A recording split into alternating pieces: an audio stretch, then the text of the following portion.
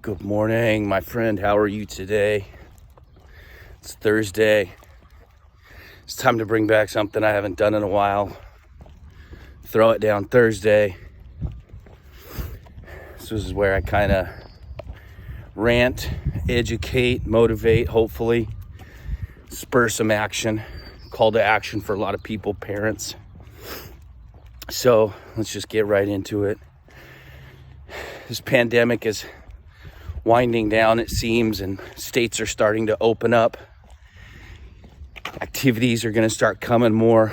I know here in Washington State, we're mostly into what we call phase 2. So gyms are starting to open, spas, pools, parks. So kids are going to be having a little bit more free reign to kind of do things, which is awesome. The good thing, in my opinion, when it comes to long-term athletic development of youth athletes, is at least up here, a lot of the summer activities have been canceled, which is a good and a bad thing. A bad part of stuff like that being canceled, things like the fair is done. We live in a small little town, and each town celebrates its founding. Those little celebrations are done. 3-on-3 tournaments, stuff like that, they're all gone. So while that's the bad part, the good part is there's no or very little elite camps or showcases or what I like to call money grabs going on right now. There are some. I've done my best to prepare my athletes, but you cannot face the inevitable fact that people are still going to do things that are detrimental to an athlete's long-term athletic development. So what I want to talk to you about today is how to put your bullshit meter on high alert when you're talking to people about the development of your child, because you're going to hear something like, I see so much potential in your kid. Your kid has the massive ability to grow. He can be an excellent player if you pay me now and sign up for my expensive showcase, expensive travel team. Well, I'm going to break it down to you real fast, and you're probably not going to like it. But if your athlete is anywhere between the ages of 6 and 17, they all have unlimited potential. They all have the ability to be good. They all have the ability to be superstars in their sport. You don't need to pay an exorbitant amount of money to have some clown take your kid all over the place. Maybe get 1 or 2 at bats. Thanks. Thor Dog saying hi. But yeah, so look, when your kid is between the ages, I say 6 and 17 because girls start puberty a little bit sooner than boys do. So they're going to start the learning curve a little bit sooner. Boys start puberty a little bit later, so you can reteach them how to do a lot of things, bad habits that they've created a little bit later. But every kid has unlimited potential. They can be and they can do whatever they want. You don't have to spend hundreds and hundreds of, probably even thousands of dollars on a travel team or go to a showcase.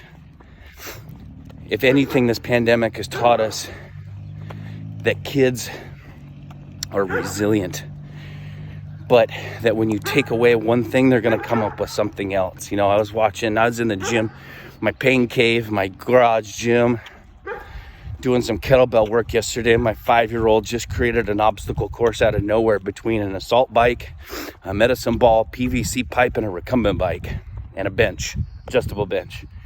So while I'm training, he's playing on an obstacle course that he just created. And then he's jumping over hurdles because he saw me doing it.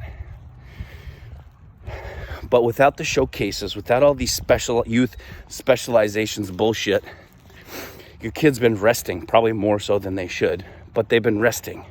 They're going to be fresh. They're going to want to do more things. They're going to want to experiment. They're going to see what they're capable of. And that's pretty damn cool. So you need to take the constraints off of year-round sports. You need to let them explore, because long-term athletic development is not just playing one sport all year round because you're kind of good. If you're going to specialize, you need to wait till you're a teenager, 16, 17.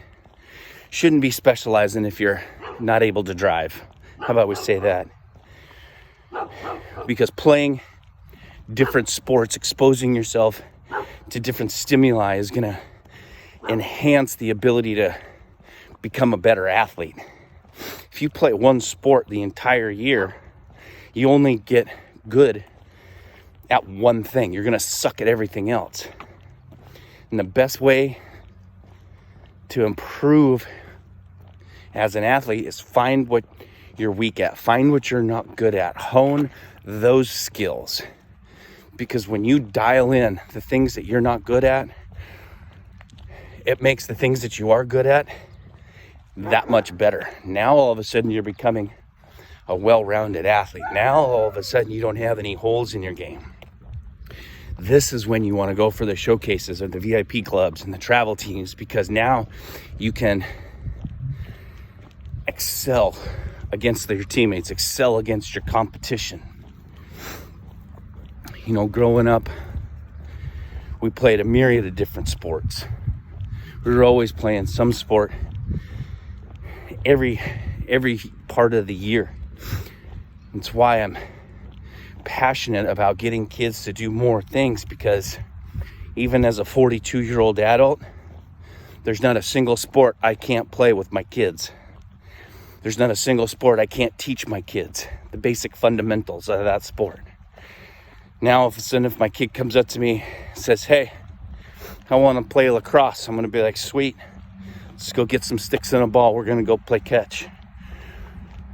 Maybe my kids wants to do gymnastics. I've never done gymnastics a day in my life, but I know how to do dips. I know how to do chin-ups. I know how to teach handstands. I know how to teach body control, so I can teach my kid how to be a gymnast. And because of that, I was a very well-rounded athlete. And that's why I'm so hard on parents and kids to do more things. Don't just play one sport. You've got to play other sports. You ever notice when you have a kid, let's say baseball, all he does is play baseball all year round. Then he wants to go play hoops with his friends, and he goes once and never wants to do it again because he didn't know how to shoot, or didn't know how to shoot well, and his friends were busting his balls a little bit, making fun of him because he didn't know how to shoot at 15, or he didn't know how to dribble.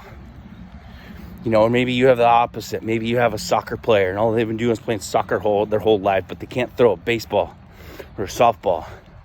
Throwing is a basic fundamental movement of human life. If you don't think so, all those zealots out there who claim we're a hunter-gatherer society and all that stuff, guess what? How you killed animals?